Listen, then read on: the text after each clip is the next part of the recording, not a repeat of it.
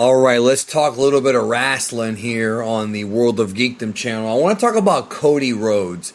The only angle, the only storyline that I'm really invested in right now, and I do like the direction they're going in, or at least the matches between Rated RKO, Drew McIntyre, and the Bloodline. Like, the quality of matches in that is great, but the only storyline right now that I really am into in WWE is Cody Rhodes' road, no pun intended, to the eventual WWE Championship.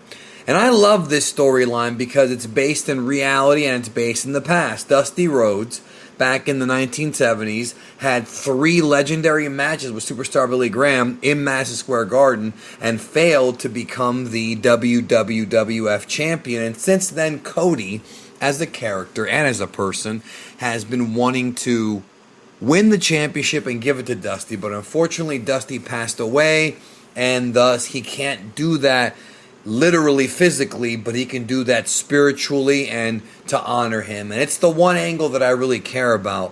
What I want to discuss here in this video, because it's a great angle, like I really hope WWE does not screw this up.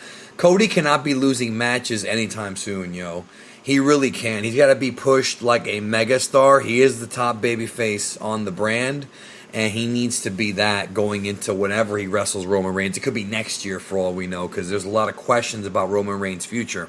But what I was going to say is, what I wanted to talk about is Cody Rhodes' transition from AEW to WWE, because in AEW, notice that when Cody was in AEW, he was getting booed by the fans. Some would say he was getting a mixed reaction, but I went to a Dynamite show in October, and he was getting booed, at least the show I went to in Orlando, he was getting booed like he was a heel.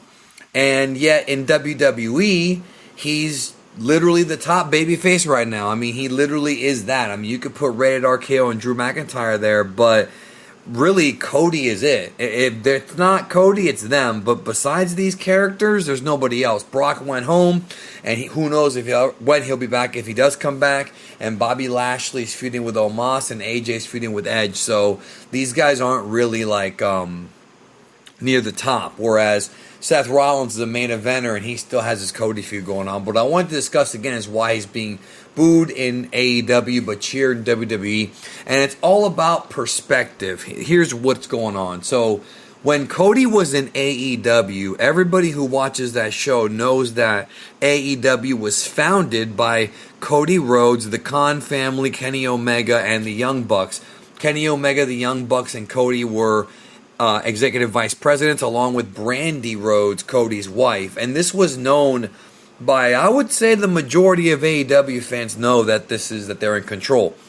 At first it was fine, but I want to say right around Cody's feud with Anthony Ogogo in the spring of 2021, people began to boo him.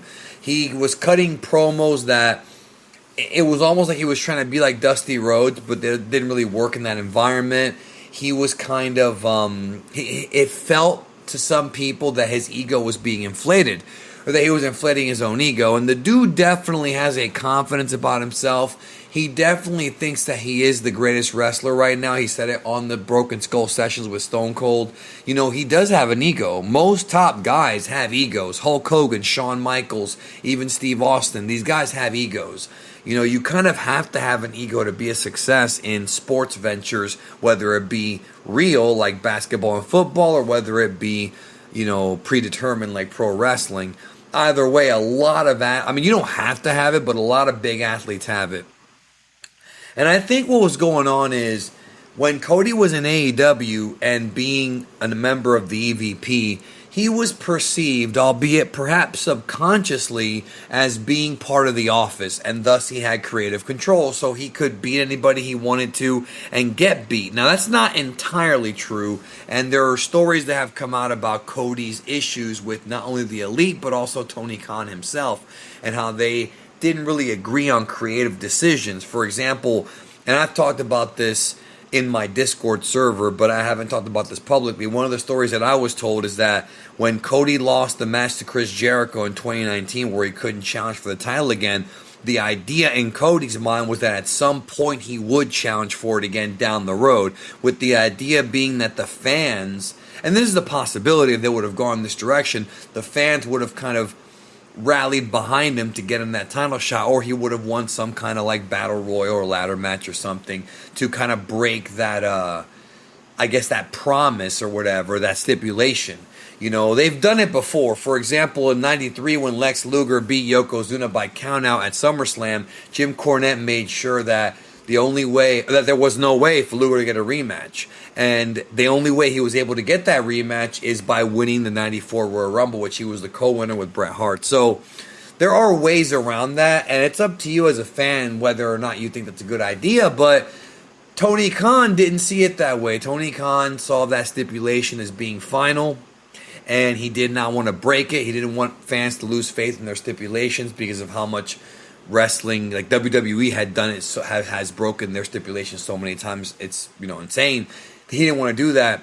So basically that's what happened, and thus Cody was kind of stuck. He could never challenge for the world title, could never be the top guy in his own promotion, and he would have ended up being a gatekeeper, which he says it himself on the Broken Skull Sessions and in other interviews. He didn't want to be the guy who would be the dude who everybody would feud with first, which is what happened with Malachi Black. Malachi Black comes in, beats Cody Rhodes twice to establish him, and then of course Cody beats him, which I didn't agree with, but either way, Cody was there to establish him. He didn't want to be the guy who just was an EVP who was there to make the next guy or to help the new guy come in or to, you got to beat me to get to the champion. He wanted to be the champion. And as silly as it may sound to some, because this is a predetermined sport, it means a lot to him. And I think the story about Dusty, there's truth in that story. Yes, it is a storyline, but there's truth in it. There's heart in it. You could tell Cody got emotional. So when Cody goes to WWE, it's literally the opposite. Why is he getting cheered in WWE and booed in AEW? You're going to say, well, the fans are different. In some cities, I'm sure they are, but that's not the real reason. The real reason is that people sympathize with Cody's story. People sympathize with the story of the American Dream, Dusty Rhodes. They remember or they've heard of the American Dream, Dusty Rhodes, and thus they know that Cody is sincere and that it's the opposite. He's now the outsider who came in. He's the prodigal son who left on his own accord, didn't get fired. He left on his own accord and then came back to accomplish this goal and solidify himself as a top guy in the business. And you can't really be that in WWE without becoming the champion, or at least fighting for the championship and being legitimized with the champion. And that's his goal. Now, will he beat Roman Reigns or somebody else? I don't know. I mean, I can't predict the future, but the reason as to why people cheer him is because now subconsciously he's not part of the office anymore. He's going against the office, and even though he's working hand in hand with Vince McMahon on his angles and whatnot, he is still part of the office. He's still not part of the office, and thus WWE can turn on him in a heartbeat and job him out. Believe it or not, they can do things like that because WWE's done BS like that. WWE's been very petty before, but I don't see it happening, at least not now. There's no signs of that happening, and he's pretty smart, Cody, so he'll know not to fall into those traps. But, it's kind of like him going up against the system. And Roman Reigns, if he's the champion, like it or not, and I love Roman Reigns, is a product of that system. Roman Reigns is a WWE born and raised character. He was there as leaky and developmental. He worked his way through the Shield and eventually became a singles babyface, headlining multiple WrestleManias until now when he is the top heel in the company and the double champion. So he was created by the WWE machine. The marketing machine creates and pushes Roman Reigns. And Cody's kind of fighting against that. So to me, it's a great story whenever they get to it. I don't know if it'll be at WrestleMania or after because they want The Rock against Roman Reigns at WrestleMania. Maybe it'll be before, but that's why Cody was getting booed in AEW, cheered in WWE. I'm 100% behind him. I love the story of him wanting to win that title for Dusty, and it's powerful. I mean, it's a powerful story, and it's one that people can really agree with, and that's what I miss about wrestling is the emotion, you know what I mean? The connection with the audience so they can relate to you. Even if you're a wrestler and you're jacked up, you still are a human underneath it all. So that's what I think. Thanks for watching. Have a great day. Talk to you soon.